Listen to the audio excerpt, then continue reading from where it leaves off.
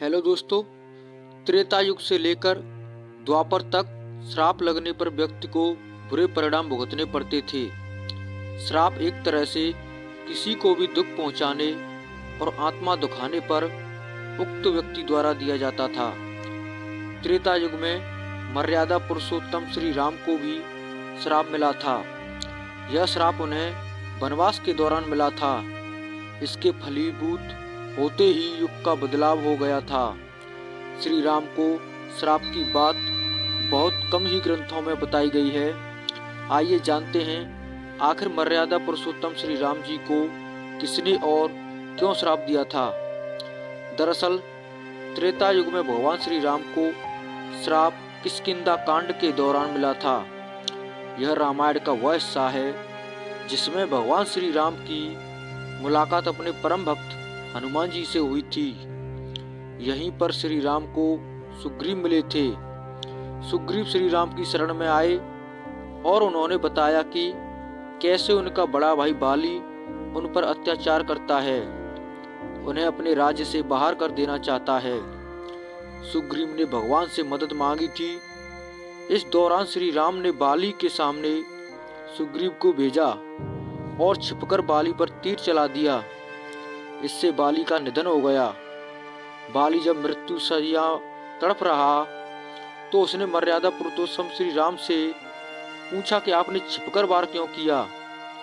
इस पर श्री राम ने बताया कि यह प्रदेश अयोध्या के राज्य में आता है। यहाँ अन्याय करने वाले को दंड देने का अधिकार राजा को है। पति बाली की मृत्यु से दुखी हुई उनकी पत्नी तारा ने श्री राम से छिपकर तीर चलाने का कारण पूछा। श्री राम के बताने पर भी वह संतुष्ट नहीं हुई। उसने विलाप करते हुए श्री राम को श्राप दिया कि जिस तरह आपने मेरे पति के छिपकर प्राण लिए हैं, इसी तरह एक दिन आपकी भी मृत्यु होगी। श्री राम ने तारा का श्राप स्वीकार किया और कहा कि यह अगले जन्म में फलीभूत होगा। अगला जन्म श्री राम ने द्वापर में श्री कृष्ण के रूप में लिया। द्वापर में तमाम लीलाओं को रचने के बाद एक दिन श्री कृष्ण जंगल में आराम कर रहे थे। तभी एक भील ने छिपकर श्री कृष्ण के पैर पर तीर चला दिया। तीर श्री कृष्ण के पैर में आकर लगा। इस तरह से बाली की पत्नी का श्राप फलीभूत हो गया। कथाओं में बताया जाता है कि तीर चलाने वाला भील बाली ही था।